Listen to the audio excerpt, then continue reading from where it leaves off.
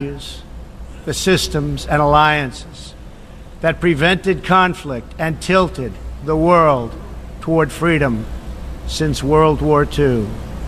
International criminal networks traffic drugs, weapons, people, forced dislocation and mass migration, threaten our borders, and new forms of aggression exploit technology to menace our citizens. To put it simply, we meet at a time of both immense promise and great peril. It is entirely up to us whether we lift the world to new heights or let it fall into a valley of disrepair.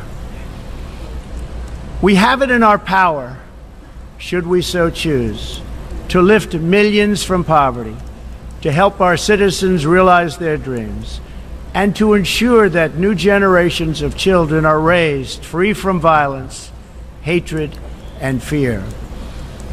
This institution was founded in the aftermath of 2 world wars to help shape this better future. It was based on the vision that diverse nations could cooperate to protect their sovereignty, preserve their security, and promote their prosperity. It was in the same period, exactly 70 years ago, that the United States developed the Marshall Plan to help restore Europe.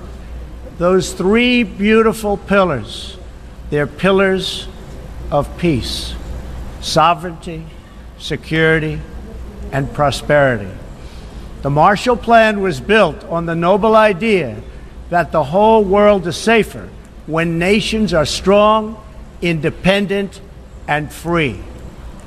As President Truman said in his message to Congress at that time, our support of European recovery is in full accord with our support of the United Nations.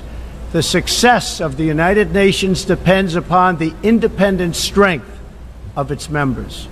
To overcome the perils of the present and to achieve the promise of the future, we must begin with the wisdom of the past. Our success depends on a coalition of strong and independent nations that embrace their sovereignty to promote security, prosperity, and peace for themselves and for the world.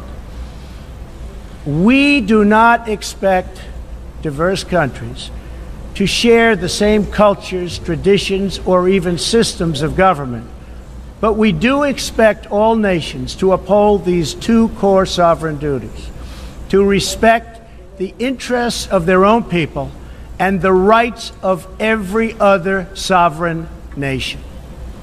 This is the beautiful vision of this institution, and this is the foundation for cooperation and success.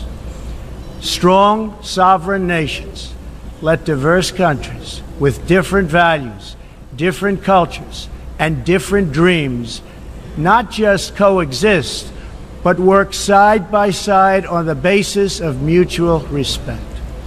Strong sovereign nations let their people take ownership of the future and control their own destiny. And strong sovereign nations allow individuals to flourish in the fullness of the life intended by God. In America, we do not seek to impose our way of life on anyone, but rather to let it shine as an example for everyone to watch. This week gives our country a special reason to take pride in that example. We are celebrating the 230th anniversary of our beloved Constitution, the oldest Constitution still in use in the world today. This timeless document has been the foundation of peace, prosperity, and freedom for the Americans, and for countless millions around the globe whose own countries have found inspiration in its respect for human nature, human dignity, and the rule of law. The greatest in the United States Constitution is its first 3 beautiful words: